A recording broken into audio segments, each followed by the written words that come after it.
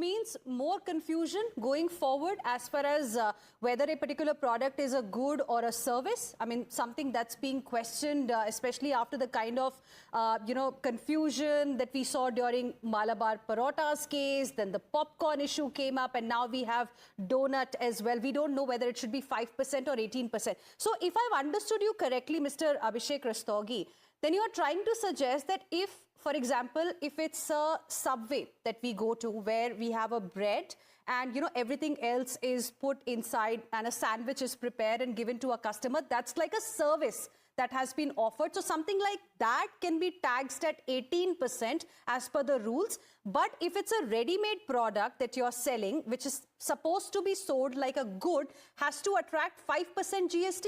Is that what the rules say right now? What we are saying is that as far as the GST law is concerned, the law says that wherever there is a supply of any food article, that has to be treated as a service. For service, there is a specific entry which is taxing it at 5%. The moment there is a service element to it, the essence of that supply to be sold as goods loses. So for instance, if we are preparing the donuts, and these donuts are prepared and are being served with an element of service, this is no more a sale of donut per se, right? Even for that matter, if you order for this donut and you're sitting, let's say, in a full-fledged restaurant where there is a sitting of 100 people, this product would be taxed at 5%. Okay. What tax authorities are saying is that because these outlets are selling only donuts, they may not be full-fledged restaurants with 100 capacity or a big capacity. These are small restaurants. These supplies will be treated as supply of goods and not supply of services. The challenge is that under the GST law framework, there is a distinction between the rate when these products are sold as goods and when these qualify as restaurant services. Okay. So in our case, what we are saying is that not only the GST law provides that this will be treated as a service, there is a notification of the government, and that notification also defines in the explanation that what these restaurants would include, which extends to restaurant, eating joint, including mess, canteen, whether for consumption or for even takeaway. All of that is covered because GST Council had done this for the larger public interest. They do not want the higher tax brunt on the consumer. Okay. They want to keep that rate at 5%, and the executive action in this case will completely break the objective of the GST Council, which was to keep the rate low for these supplies when it comes to the restaurant services. Okay. The question is, what happens next in this case? We know a hearing happened on Monday. Next hearing is on 24th of March.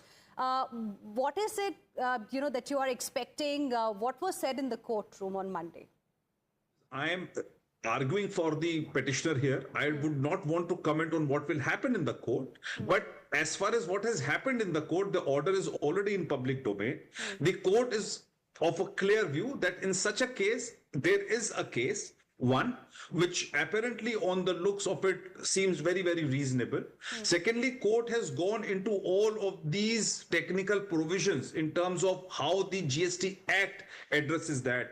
What are the notifications which are there for goods and for services?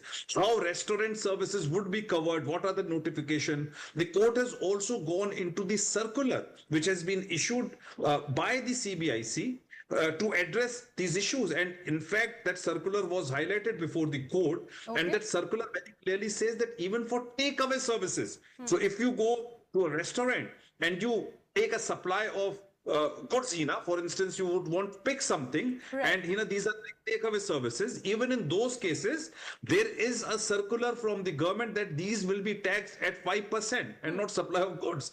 So I think the court has appreciated all of these facts to basically dominantly reach out to the conclusion that there is something wrong which is going on. So who is really behind this confusion?